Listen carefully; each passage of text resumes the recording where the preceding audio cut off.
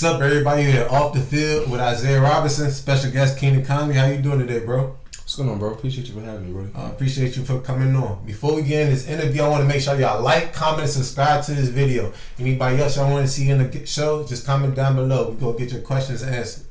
So, getting into today's show, you had a different journey coming into football. You play for Golatt State right now. Mm-hmm. So, talk to me about your journey. So, my journey was wasn't normal. So, I started off at Bowie High School, and I was hurt. Didn't have the best grades through my high school career. I only played 1 year. That 1 year. That's crazy. Yeah, I only played 1 year. All right, cool. So after that 1 year, I went to PG Community College. So I went to PG. I worked out with a lot of my guys who played college football. So I tried to have some type of training, some type of feel. I would watch certain guys, people I watched play, try to emulate their game, emulate their drills to get me back to what I really want to do. I knew I had some type of talent towards it. I just wanted to sharpen my tools to get me ready for the moment. So once the moment came, I went to a camp. I went to 2 camps. I went to a Golatt State camp and I went to RNH camp. In RNH camp, that's hosted by Coach Aaron, very pretty good friend of mine. He definitely, shout out Coach Aaron. For RNH Academy, definitely put me in the right spot. Mm-hmm. So I went to the camp. I won the best receiver award at that camp. Just told all the hard work that I've been doing over the years definitely paid off. So I had a couple colleges on my line. Those are all the schools that were interested. So money was a problem, culture was a problem when I started going on visits. I'm like, all right, too expensive for my folks. We're not gonna do this. Mm. Another school is just like I just didn't feel wanted. I just felt like another guy there.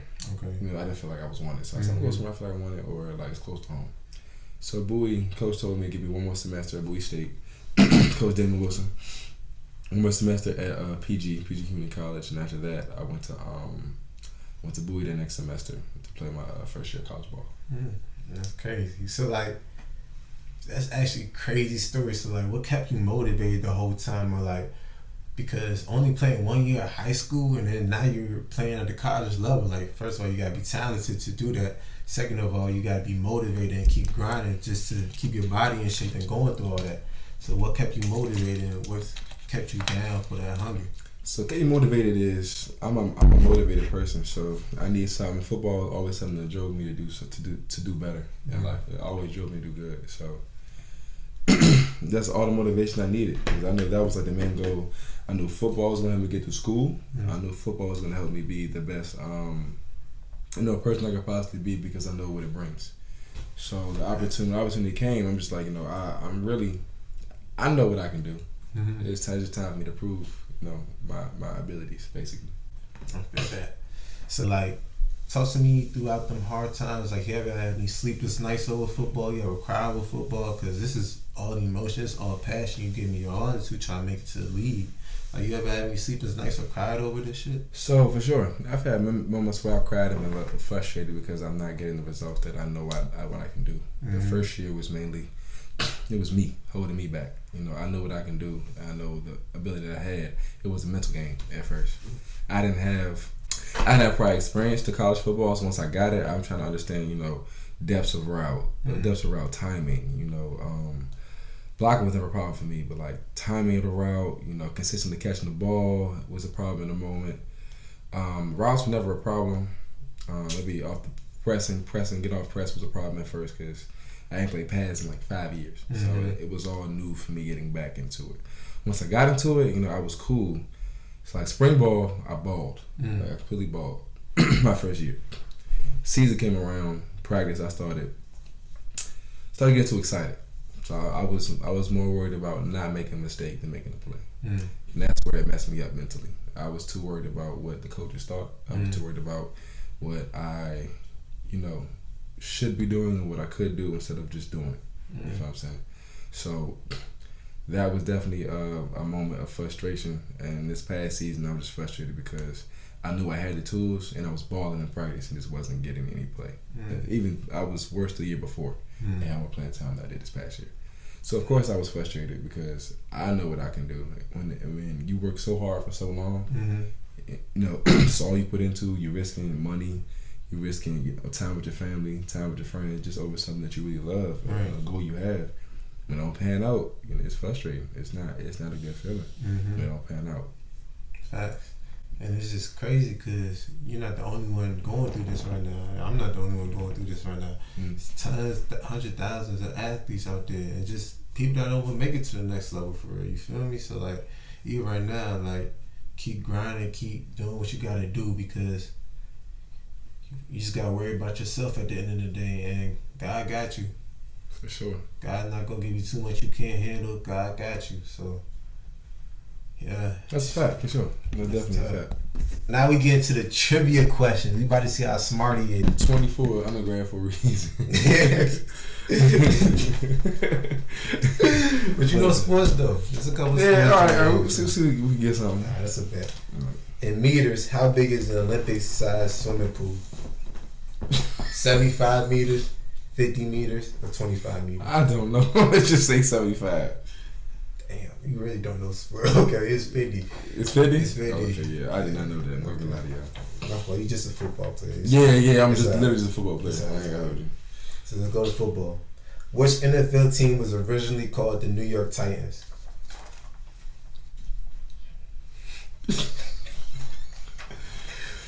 Damn. I'll give you a cut. Where you get these questions from? Don't worry about it. I'll give you three. Okay. The New York Jets, Tennessee Titans, or Washington Commanders. New York Jets. Okay. Mm-hmm. I knew that. Who was the youngest player to score 10,000 points in the NBA? Michael Jordan, Kobe Bryant, Steph Curry, or LeBron James? I said Kobe. You said Kobe? Nah. Who? LeBron. LeBron for real? LeBron. Oh, damn, I know that. Hey, King James. Kobe was cooking it, but LeBron was my crazy young age. Mm-hmm. This one I ain't even gonna hold you. You just gotta get it. Who was the first WNBA player to dunk in a playoff game? WNBA? WNBA. You got options? I'll give you a hint. Now I don't got options, but I'll give you a hint for this one. They just freed her. Oh! The fuck is her name? Hey, the show was smoking weed across the east. What's her name though? Start with a B. That's it. Brittany Griner. Brittany Griner. I said that. Brittany Griner. Yeah. I said that. He just said it too early. He gave me no time to think. If I give him time to think, I would know what I'm talking about. You know what I'm saying? He gave me no time to think for it. All right, that's what I mean. I'll let you think longer. What is the closest living relative to a T-Rex? A lizard, a chicken, a giraffe. Lizard. Chicken. The fuck? Chicken. Why? How? It's chicken. To a T-Rex? To a T-Rex, that's the closest living. In a reptile. Huh? It's not even a reptile. Closest thing living is a chicken, bro. That's what Google said. Wait, closest relative? Yeah, closest living relative. Is a chicken. Mm-hmm. Look it up. To a T-Rex. Look it up. Yeah, you gotta look at your sources. Look it up. Look it up, bro. I don't know if you're correct on that one, big dog. I'm gonna let you slide. I'll let you. Let's finish this. You good. What team owns the longest winning streak in the NBA history? Bulls? Lakers. I feel it's wrong. Okay. Who was the first NBA player to test positive for COVID-19? Yeah, I don't know. I'm not gonna lie to you. I'm just saying. Okay. All right. I don't know. I was like, you got it. All right. You got Rudy Gobert. You got DeMar DeRozan. You got LeBron. DeMar DeRozan? Close. Rudy Gobert. Oh, damn. Big Rudy. So, bring it back to it. Me and you, we always have discussions like this recently. Mm-hmm. And just like, do we stop playing the sport of football or do you keep going? Like, for me, it's circumstance. Circumstance. But, I was thinking about money. The reason why I wanted to stop, like I want to start making money, start living my life. At the same time, I want to look at the big picture, like life. Mm-hmm. Like, what do you really want to do in life? Like, it don't have to be money involved.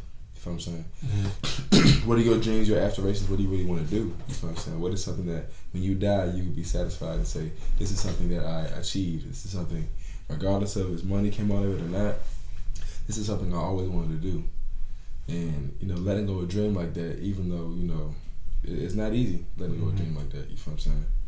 So I commend guys who are like probably a little older than us, still trying to push and like really get it. You know, people get Dave Jones on them all the time. You get a little, you know, little hate from it. But if you know in your heart is what you want to do and you feel you have the talent for it, keep going. You feel what I'm saying? Unless, you know, I say keep going. If you feel like you got an opportunity to do something you really love, then keep doing it. So if you love the game that much, because I know coaches, teams, people will deteriorate a lot of people's decision making when it comes to football and continuing. When you get at a certain age, certain age, like, all right, now you gotta lock in. No, you're a little too old to be playing football, to be playing college football. You know what I'm saying? You can say go do some flag or do some shit like that. You know what I'm saying? So that's what I'm saying. You might as well do flag. In a real job, I'm gonna do flag if you still want to play football and stuff like that. So people will be quick to shut your stuff down when you know in your heart that you know you got it. So it's all about knowing what's best for you, in my opinion. But like you said that, like I'm 24. I just turned 24 and shit. So like, I don't know. We've been doing this our whole life, right? Because this is where I'm coming from. We've been doing this shit our whole life, right?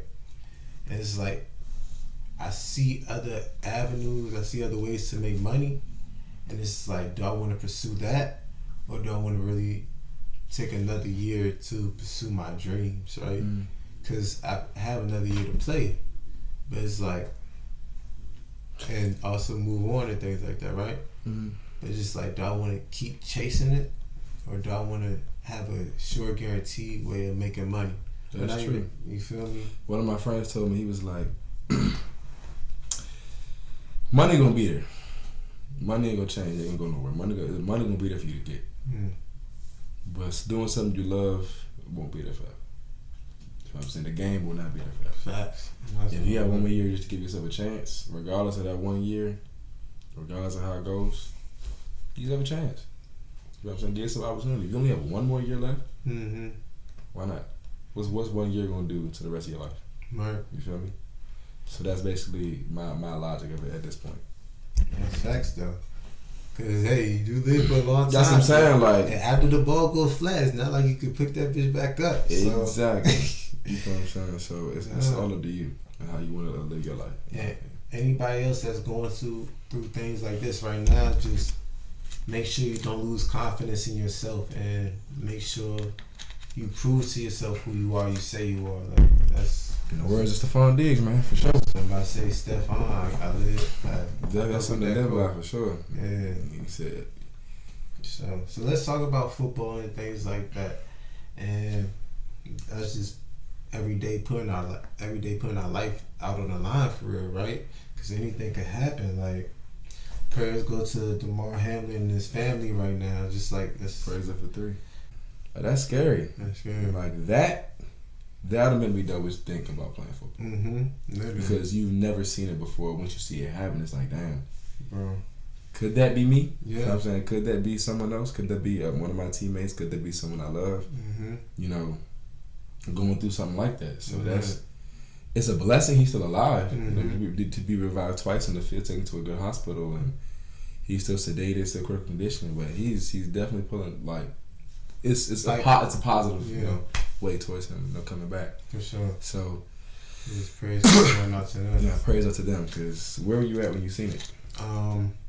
Shoot, I was in my front crib and they had the game on, right? Mm. So I just people just hitting my phone and talking about go tune into the game, like praying for this guy, like go tune in. So I'm looking, I'm like, what's going on, right? Because I didn't know what happened. And I just see all the faces of the players and everything. I said, no, like my heart just dropped. And I caught the back end of it, so I went to do some research on it, and by that time they was taking us to the hospital and everything like that. But my heart just dropped right when I heard it, because a close friend of mine, a teammate of mine, R.I.P. Darius Minor, you know, I was back at Maine. He was actually working out, ended up dying on the field. So that was so huge to us. Like, he was an incoming freshman, bro. Like, I'm getting emotional just talking about it. But like, he didn't even get to live his life for real yet. Like, he's young. He just got to college. Probably in there for like 2-3 weeks, bro. 2-3 weeks. Ended up dying, bro. And then coach called us in for a team meeting and everything. We just see the body bag right in front of the football office, bro. And then that shit just like crazy to me. And then my boy Tyree, right? I threw him the ball on the hitch route. This is back in high school. Threw him the ball on the hitch route. Some fluke accident happened. Ended up getting paralyzed, bro. He had to learn how to walk again. Like, he had to relearn how to walk again. This happened in high school. So, like, it's crazy to me because, like, I really been a part of some tragic accidents in the football field.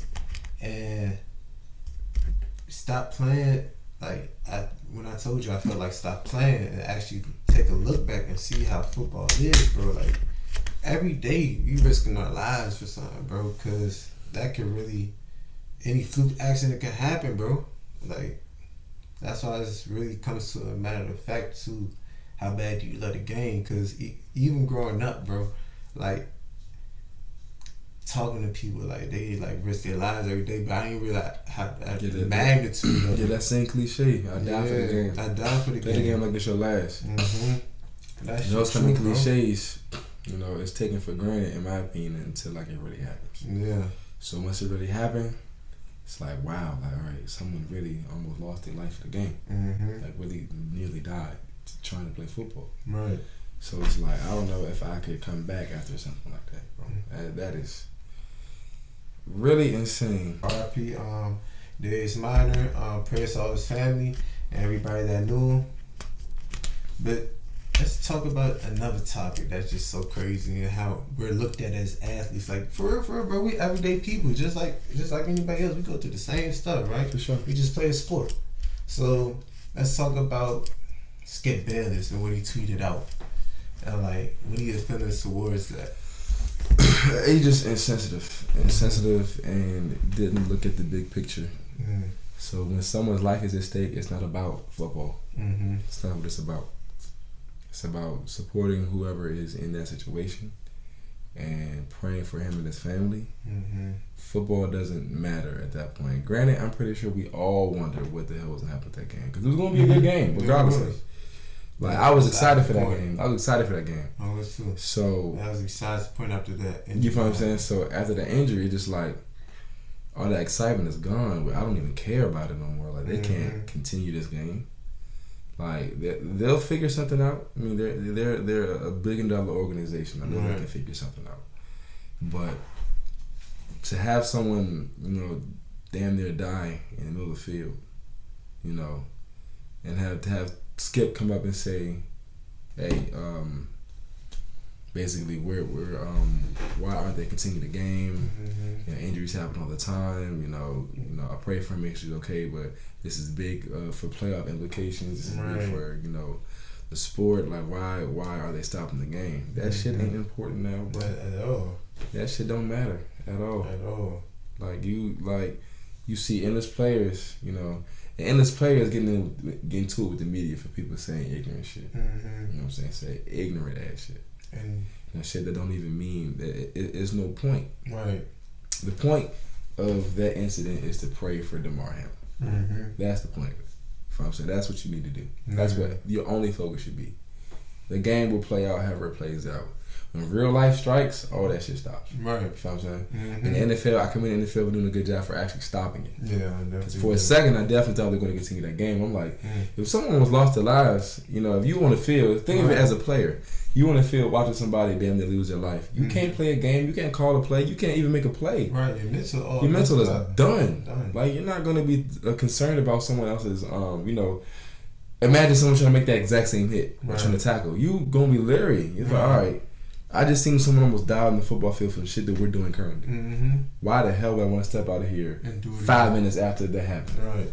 And no one's going to be okay after that. No, fact. You know what I'm saying? So I do pray for all the NFL players that are going to play this week. You know, I know they have heavy hearts about it. Mm-hmm. You know what I'm saying? Even the players that were in that game. know what I'm saying? Mm-hmm. Last time we stepped on the field, they almost saw someone die. Right. So to go out there, do the same thing that they've been doing and said the same thing he did, routine tackles that could possibly end their life, it's gonna be stuck in their minds because you don't see that happen at all. Right. You know what I'm saying? My condolences to everybody in that situation too. What's next for Keenan? Outside of football, what's next for Keenan? Outside of football, yeah. What's next to me right now is graduating.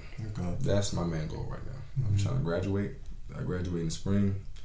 I'm looking for an internship currently so I can, if football doesn't continue, I do want to have a set job when I graduate. Okay. You know what I'm saying? So that's where I'm at right now. I'm looking for some media internship where I can get, if anyone catches this video, I'm looking for someone that's media, or looking for media, I'm the guy, you feel me? I'm the guy.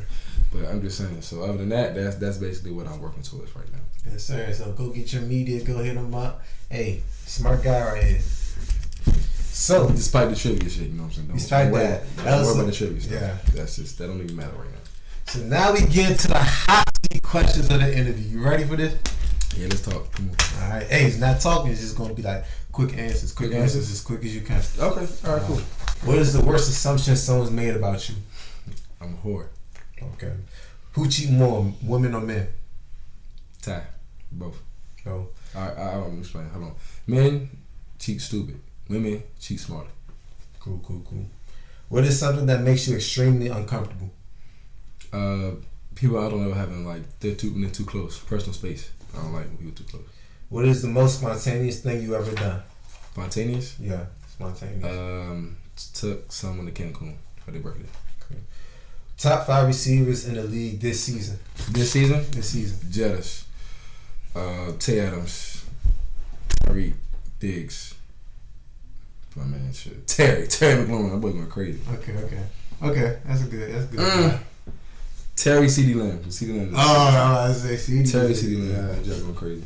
Okay. Anything? That's the end of the interview, bro. Anything you want to say to the audience? Right now, prayers for DeMar Hamlin and his family. And I appreciate you for having me, though, bro. I appreciate you for coming on. Already. Make sure you guys like, comment, subscribe down below. All right. That was good. That was actually really good. That was really good. I want to see that. I'm not gonna lie to you. That was actually good as shit. Hey, that's all right. You need to co-host, let me know. You need to co-host, let me know. Don't even trip. You need to co-host, I'll definitely rock with you. Don't even trip.